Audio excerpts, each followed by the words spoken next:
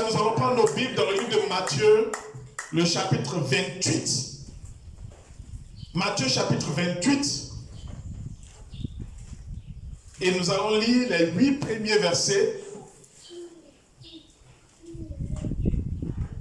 Matthieu 28, du verset 1 au verset 8.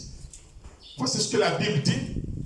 La Bible dit, après le sabbat, à l'aube du premier jour de la semaine, Marie de Magdala et l'autre Marie allèrent voir le sépulcre. Voici, il y eut un grand tremblement de terre, car un ange du Seigneur descendit du ciel, vint rouler la pierre et s'assit dessus. Son aspect était comme l'éclair et son vêtement blanc comme la neige. Les gardes tremblèrent de peur et devinrent comme morts. Mais l'ange prit la parole et dit aux femmes, pour vous, ne craignez pas. Pour vous, ne craignez pas. Pour vous, ne craignez pas. Car je sais que vous cherchez Jésus qui a été crucifié. Il n'est point ici. Il est ressuscité. Comme il l'avait dit, venez, voyez le lieu où il était couché. Et allez promptement dire à ses disciples qu'il est ressuscité des morts. Et voici, il vous précède en Galilée. C'est là que vous le verrez. Voici, je vous l'ai dit, elles s'éloignèrent promptement du sépulcre avec crainte et avec une grande joie, et elles coururent porter la bonne nouvelle aux disciples. Et quelqu'un donne un bon amen à la parole de Dieu. Amen. Alléluia, alléluia, alléluia. Gloire à Jésus. Alors, avec moi, j'aime, quand je prêche, j'aime voir un peuple qui participe. Amen. Amen. Je dis amen. Amen. J'aime voir un peuple qui participe. Amen. Amen. Alléluia, amen. Amen. Voilà, de quoi s'agit-il ici? Il s'agit de l'un des événements les plus importants au monde. Si nous parlons de Jésus-Christ, aujourd'hui encore dans ce 21e siècle, 2000 ans après son départ, c'est aussi pour ce que je viens de vous lire. Jésus-Christ est la seule personne qui, étant venu, a vécu, prédit sa propre mort et prédit sa propre résurrection. Il n'y a personne dans l'histoire humaine qui a été capable de faire ça. La mort et la résurrection de Jésus fondent la singularité de Jésus. Quand on dit 100 ans avant Jésus, 100 ans après Jésus, quand on positionne Jésus au centre de l'histoire de l'humanité, c'est à cause de ça, bien-aimé. Alléluia, alléluia, alléluia, alléluia, alléluia, alléluia, alléluia, alléluia, alléluia, alléluia, alléluia, alléluia, alléluia. Gloire à Jésus, le seul qui a dit détruisez ce temple, et le troisième jour, je le ressusciterai. Tout l'évangile est centré autour de la mort et la résurrection de Jésus. Amen. Quand Jésus vivait et qu'il parlait de lui, qu'il parlait du royaume, qu'il parlait de son Père, quand il ouvrait les yeux des aveugles et qu'il ressuscitait les morts, des gens ont commencé à monter des coups.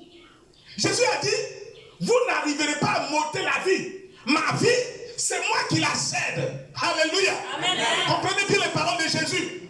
Personne n'était capable de tuer Jésus. La Bible dit, il y a un épisode où quand Jésus a fini de parler, il a dit des choses qui sont tellement graves au regard de la loi que les gens commençaient à se mettre autour de lui dans le but de le saisir. Mais il est passé au milieu d'eux et il est sorti du groupe sans que personne ne puisse faire quoi que ce soit. Pourquoi? Parce que la vie de Jésus, personne ne la prend. C'est lui qui la donne. Amen. Bien-aimé, quand Jésus est mort, Il n'est pas mort parce que les gens l'ont tué. Il est mort parce qu'il a livré sa vie, donné sa vie. Il a donné sa vie.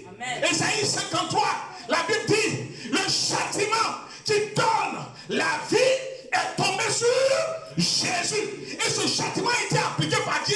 Par le Père sur le Fils. Et dans le jardin de Gethsemane, quand Jésus voyait ce châtiment venir, il a dit, Père, est-il possible que tu éloignes cette coupe de moi? Mais cela dit, non pas ma volonté, mais que ta volonté se fasse. Ça veut dire que la mort de Jésus était la volonté parfaite de Dieu, non pas la volonté des hommes. C'est vrai qu'il a utilisé des hommes, il a utilisé des gens méchants, il a utilisé des juifs, etc., etc. Mais c'est une animation divine dans le but de céder la vie du Fils pour quelque chose. Dis-moi, amen à la parole de Dieu. Alléluia. Alléluia. Quand on a planté Jésus sur le bois de Golgotha, il y avait des gens qui étaient morts. C'est vrai. Mais la mort de Jésus était totalement différente. Amen. La mort de Jésus a un sens. Et la résurrection dont je viens de parler a aussi une signification. Bien aimé, Jésus a dit, je saigne mon corps et 3 jours après. Il n'a pas dit le premier jour. Il n'a pas dit le deuxième jour après. Il a dit le 3e jour. Je ressusciterai. Amen. Le 3e jour, je ressusciterai. Le 3e jour, je ressusciterai. C'est pour ça que mon message a pour titre le 3e jour. Amen. Bien aimé, je ne vous parlerai pas de la mort de Jésus-Christ. Sinon, je pourrais vous en parler et vous dire ce que ça signifie. Et on pourrait parler de la mort de Jésus pendant des heures et des heures, parce qu'il y a un tel mystère de la mort de Jésus. Alléluia, alléluia, alléluia, alléluia.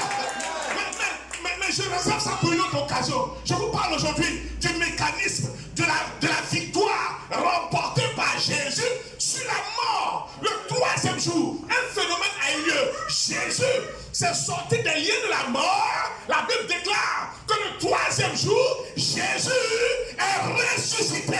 Alléluia, alléluia, alléluia, alléluia, alléluia, alléluia, alléluia. Gloire à Jésus. Maintenant, bien aimé, je vais vous donner le sens de cette résurrection. La résurrection de Jésus, ça veut dire quoi? Ce 3e jour-là, en réalité, quand Jésus est ressuscité, qu'est-ce qui s'est vraiment passé dans l'antichambre? C'est-à-dire, derrière l'événement de la sortie du tombeau, qu'est-ce qu'il existe dans le spirituel? Amen, amen. La Bible dit ceci, Romains chapitre 4. Écoutez ce que la Bible dit. La Bible dit, Romains chapitre 4, le verset 24. La Bible dit, la foi sera portée à notre crédit, c'est-à-dire à notre bénéfice, à nous qui plaçons notre confiance en celui qui a ressuscité des morts, Jésus notre Seigneur. Écoutez bien la parole. Elle dit, il a été livré pour nos fautes. Et Dieu l'a ressuscité pour que nous soyons déclarés justes. Alors, pourquoi Dieu a-t-il ressuscité Jésus? Pourquoi? Pour que nous soyons déclarés justes. Et je répète ça avec vous. Pourquoi Dieu a-t-il ressuscité Jésus? Pour que nous soyons déclarés justes. Bien aimé, pourquoi Dieu a-t-il ressuscité Jésus? Pour que nous soyons déclarés justes. Maintenant, parle de toi, parle de toi-même. Alléluia. Alléluia, alléluia. Ne dis pas, nous soyons déclarés. Ça fait trop groupe. Pense à toi. Alléluia. Et je te pose maintenant la question. Pourquoi Dieu a-t-il ressuscité Jésus? Pour que... Vous avez bien compris. On reprend ça bien. On reprend ça bien. Pourquoi Dieu a-t-il ressuscité Jésus? Pour que... On va le dire ensemble. Pourquoi Dieu a-t-il ressuscité Jésus? Pour que... Pour que je sois déclaré. Que je sois déclaré. Donc, on va dire, bien aimé, derrière la résurrection de Jésus se trouve une déclaration. Quelqu'un te comprend? Il se trouve une déclaration est cachée derrière la résurrection de Jésus. Quand Jésus ressuscitait, la Bible dit que quelqu'un a déclaré quelque chose. Et qui a déclaré? Dieu a fait une grande déclaration. Une déclaration universelle derrière la mort de Jésus. Et quelle est cette déclaration? C'est notre justification. C'est-à-dire désormais, si je reçois Jésus dans ma vie, comme mon Seigneur et mon sauveur personne, autrefois, j'étais coupable, autrefois, j'étais condamné, autrefois, j'étais appelé fils de colère. Mais maintenant, quand je reçois Jésus, à cause de l'acte de la résurrection, Dieu me fait, on va dire, le mot qui est ici, Dieu porte à mon crédit la déclaration qui accompagne la résurrection de Jésus. Amen.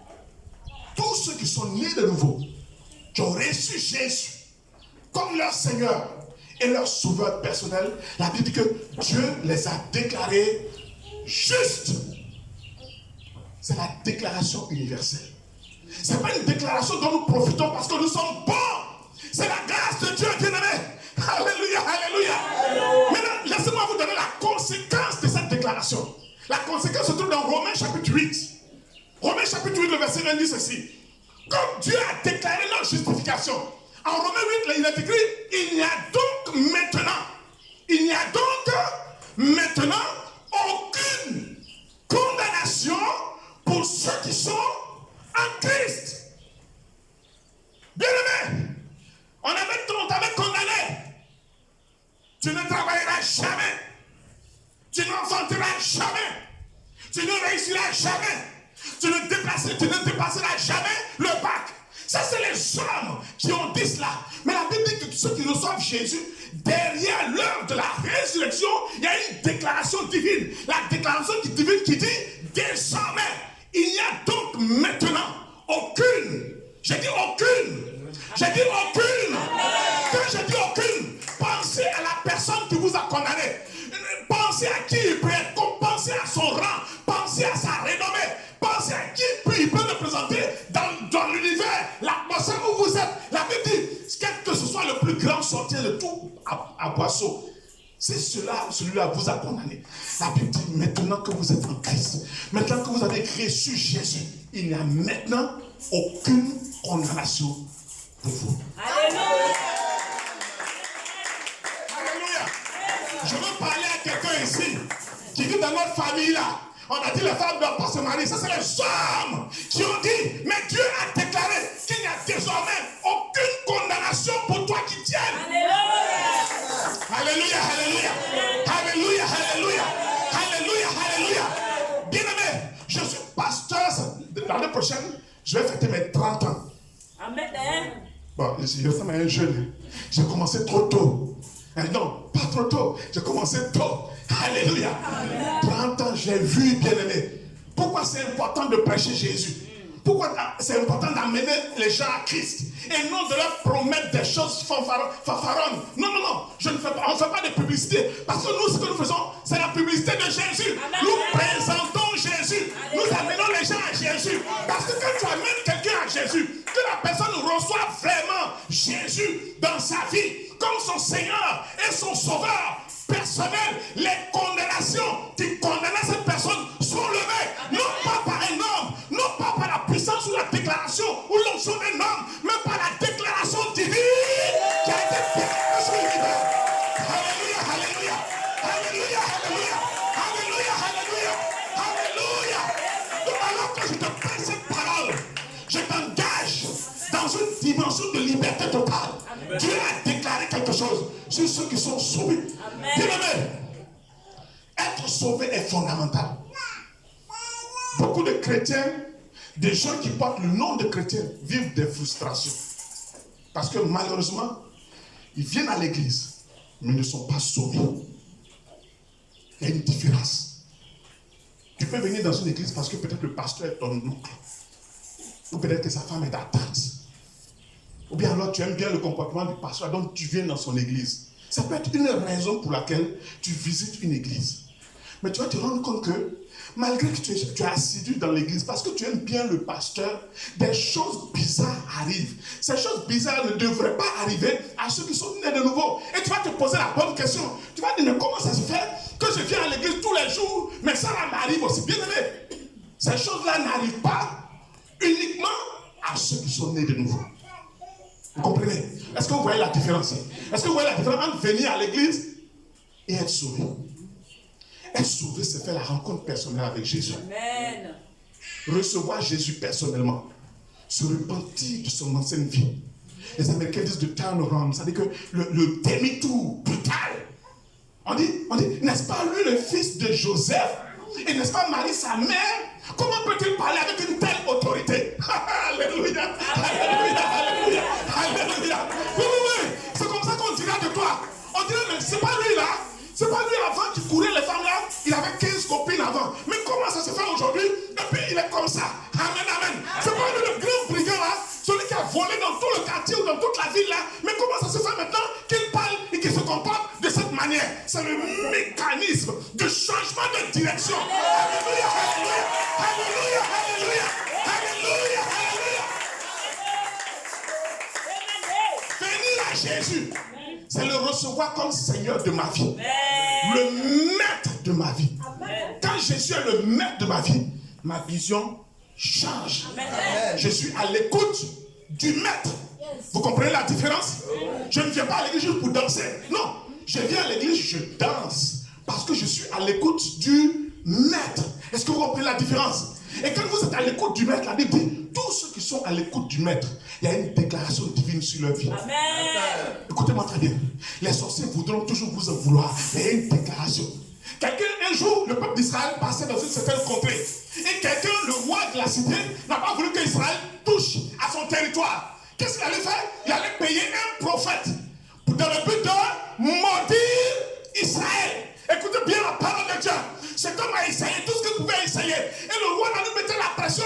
Mais maudis-les, maudis-les. Et le gars, le prophète a fini par être exaspéré. Il a dit à cet homme, il a dit, comment veux-tu que je maudisse une personne que l'Éternel a déjà bénie? Alléluia, alléluia. Est-ce qu'il y a quelqu'un dans cette salle ce matin? Est-ce qu'il y a quelqu'un dans son peuple ce matin qui peut crier alléluia?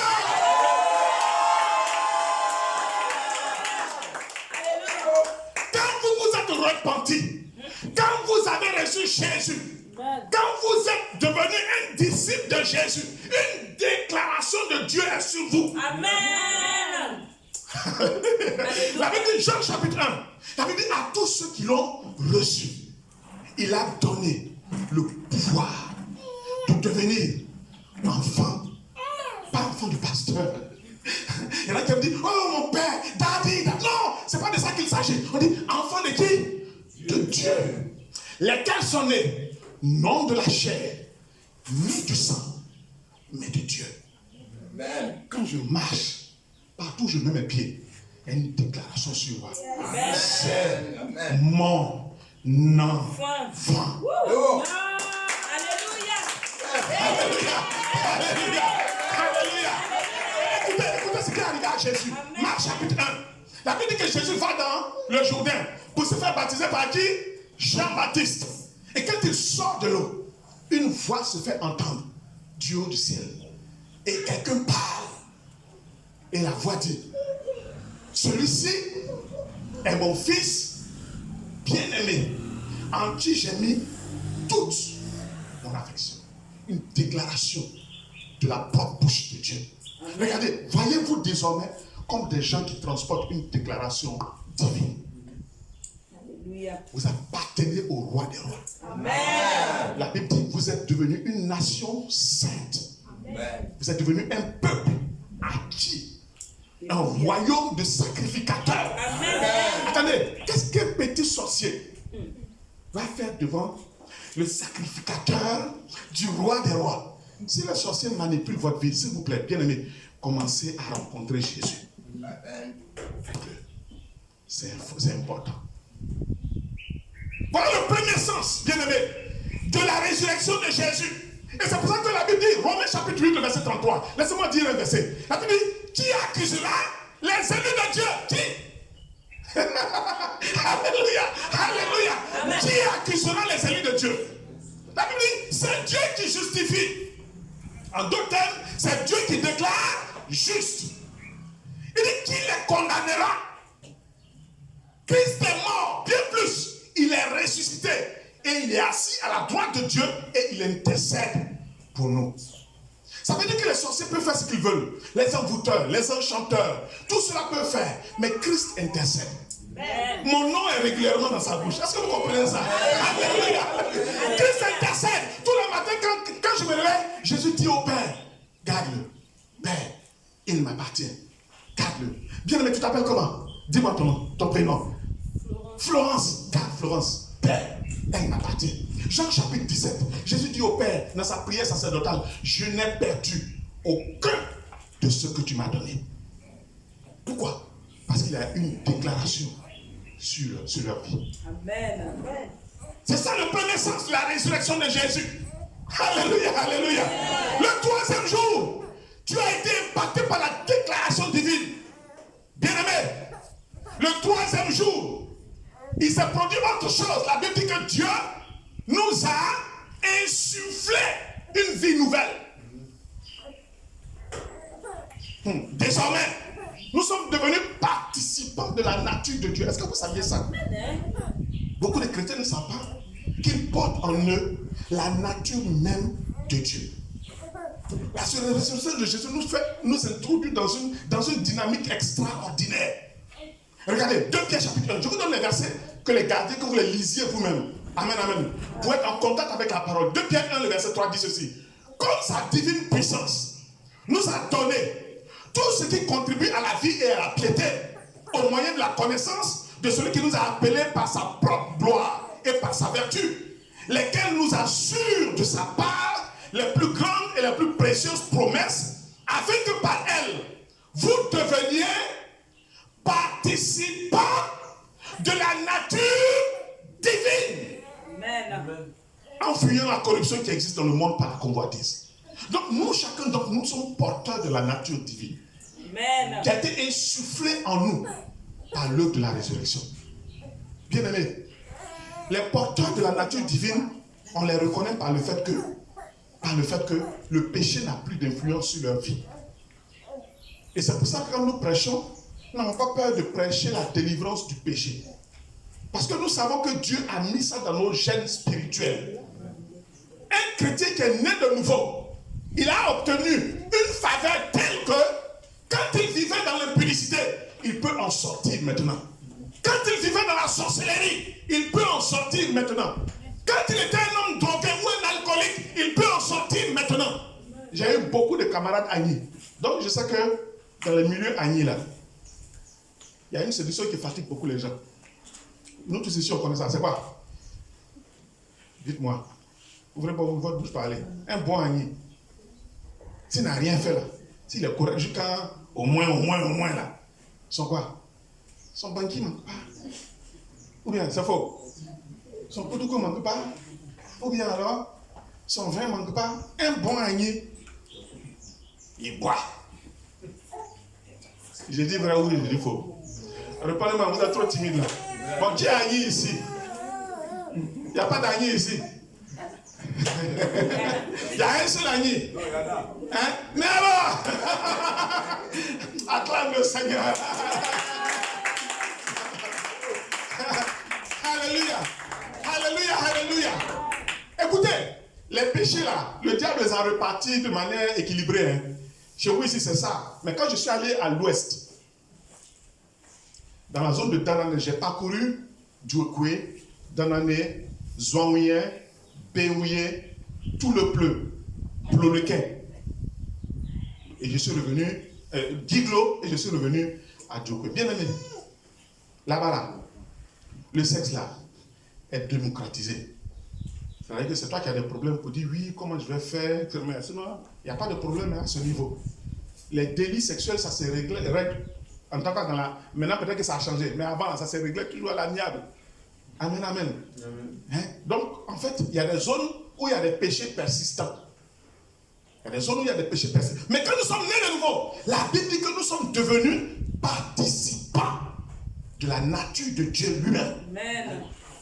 Et c'est pour ça que la Bible dit, naturellement, quand quelqu'un est vraiment né de nouveau, son cœur est détaché du péché. Alléluia. Amen. Ce n'est pas quelque chose parce que le pasteur vous insulte trop. Non, non, non, non, non. C'est quelque chose qui est la conséquence naturelle de notre nouvelle naissance. Donne-moi un bon amen si tu comprends ce que je dis. Amen. Je sais que dans les écoles, on commence à arriver à ce niveau-là, on ne répond pas trop bien. Donc si tu ne réponds pas trop bien, je te comprends. Mais c'est la parole de Dieu. Alléluia. Je dis c'est la parole de Dieu. Alléluia. C'est la parole de Dieu. Gloire à Dieu. Amen. Romains 6, le verset 4. Écoute ce que la parole dit. Elle dit, nous avons été ensevelis avec Christ par le baptême, en relation à sa mort, afin que, comme Christ est ressuscité d'entre les morts, nous aussi, nous menions une vie nouvelle. Est-ce que vous voyez le lien? Ça veut dire que si je suis né de nouveau, si j'ai vraiment reçu Christ, on doit le remarquer par le fait que je mène une vie comment? Nouvelle. Amen. Alléluia. À Biguin, chez moi, je parle un peu plus durement. Parce que vous voyez, à la rue Pierre-Marie-Curie de Pietri, les filles là, elles s'en vont, elles travaillent de 22h à 5h du matin, et puis elles dorment de 7h à 8h. Mais vous êtes devenus des Akpani. C'est-à-dire que vous travaillez la nuit, vous dormez le jour. Hein? C'est un renversement de choses. Elles se vont lancer les foulards. Elles finissent de lancer les foulards du lundi au vendredi, au samedi, et puis dimanche, elles viennent à l'église. Et puis elles dansent au milieu de nous. Et ça, je leur dis, êtes-vous nés de nouveau? Êtes-vous nés de nouveau? Êtes-vous nés de nouveau? Êtes-vous nés de nouveau? Comment quelqu'un qui est né de nouveau est un braqueur? Comment quelqu'un qui est né de nouveau, on le ramasse dans les caniveaux parce qu'il a tout bu? Comment quelqu'un qui est né de nouveau trompe-t-il sa femme? Il y a trop de silence, hein. Vous m'inquiétez là.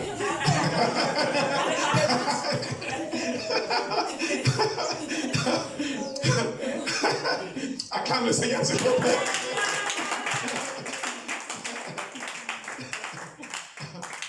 Voilà, bon, je passe là-dessus. Le pasteur va continuer cette partie-là après. Amen. Ok, mais ce que je veux seulement que vous reteniez, c'est que la résurrection de Jésus nous donne une dynamique intérieure pour vivre une vie de sainteté. Vous comprenez? Amen. Autre bénéfice, troisième bénéfice du troisième jour, se trouve dans Romains, chapitre 8, le verset 11. Voici ce que la Bible dit. La Bible dit, si l'esprit de celui qui a ressuscité Jésus d'entre les morts habite en vous, si l'esprit de celui qui a ressuscité Jésus d'entre les morts habite en vous, celui qui a ressuscité Jésus d'entre les morts rendra aussi la vie. Il rendra aussi la vie à vos corps mortels qui habitent par son esprit, qui habite en vous. Je reprends le verset, doucement. Si l'esprit de celui qui a ressuscité Jésus d'entre les morts habite en vous, ce même esprit-là, lui aussi, il rendra la vie à vos corps mortels. Ce verset veut simplement dire que quand Jésus est ressuscité d'entre les morts, il n'est pas ressuscité seul. Il est ressuscité en faisant ressusciter tout ce qui était mort en toi. Amen. Quelqu'un comprend ce que je dis? Je suis en train de... Laissez-moi répéter ça. Si on avait tué quelque chose dans ta destinée, la résurrection de Jésus va ressusciter ta destinée. Laissez-moi dire autre chose. Si on avait dit qu'il est fini, elle est finie. Quand Jésus est ressuscité là, il a déclaré que tu n'es pas fini. Amen. Alléluia. Alléluia. Si on avait tué ton mariage, mort, enterré, enchaîné, on dit c'est terminé. Ils sont sortis de leur club. On dit est-ce que vous avez bien fait le travail? On dit propre. Celui-là, mariage, jamais. Celle-là, mariage, jamais. Et que toi-même te convaincu qu'il y a un problème. Parce que tu étais avec Jules, il s'est gâté. Après tu es allé avec Joseph, et puis c'est gâté. Tu as commencé à te poser des questions. Qu'est-ce qui se passe? C'est parce que tu n'avais pas encore Jésus. La Bible dit que quand tu rencontres Jésus et que tu es né de nouveau, l'esprit qui a ressuscité Jésus rendra aussi la vie à tout ce qui était mort dans ta vie. Amen. Alléluia. Alléluia. Alléluia. Amen. Dernière chose que je veux partager avec vous, c'est que quand vous êtes né de nouveau, par la résurrection de Christ, il y a eu un transfert de puissance. Amen. beaucoup de chrétiens ne sont pas conscients de ça. Ils ne sont pas conscients que dans l'état où ils ont été bénéficiaires d'un transfert de puissance. Alléluia. Amen. La Bible dit, 1 Jean chapitre 4, le verset 4. Voici ce qui est écrit. La Bible dit, vous, petits enfants, vous êtes de Dieu. Donne-moi un bon amen. Amen. Ah, c'est Jean qui est en train de dire, il dit, vous êtes de Dieu. Il dit, et vous les avez vaincus. Parce que celui qui est en vous est plus grand que celui qui est dans le monde. Qui est dans le monde? Parlez avec moi. Qui est dans le monde? Qui est dans le monde? Satan. C'est lui le chef. Mais avec lui, il y a qui? Dieu. Satan? Qui est avec Satan? Les démons. Qui est encore avec Satan? Les sorciers. Qui est encore avec Satan? Les féticheurs, les envoûteurs, les marabouts. Et Jean nous dit ici, vous, il parle de vous, hein. Il dit, vous, petits enfants, vous les avez vaincus. Amen. Amen. Alléluia. Alléluia. Ce n'est pas une question de condition. C'est quelque chose qui est inhérent à votre position en Christ, à cause de la résurrection de Jésus-Christ. Luc chapitre 10, le verset 19. Il dit ceci. Il dit, voici. Écoute bien la parole de Dieu. Voici. Jésus qui parle. Il dit, je vous ai donné. Bien aimé, je veux t'amener à Jésus ce matin. Amen. Si tu avais négligé certaines choses, le moment de ne plus négliger est arrivé. Amen. Il y a un temps pour toutes choses. Le temps de la négligence a été, mais le temps est venu de disparaître en Jésus. Amen. Amen. Le temps de clocher des deux côtés, ça a existé. Et la Bible dit que Dieu ne nous condamne pas pour les temps d'ignorance. Je considère que ce sont des temps d'ignorance. Mais le temps de se fondre en Christ est arrivé. Amen. Alléluia.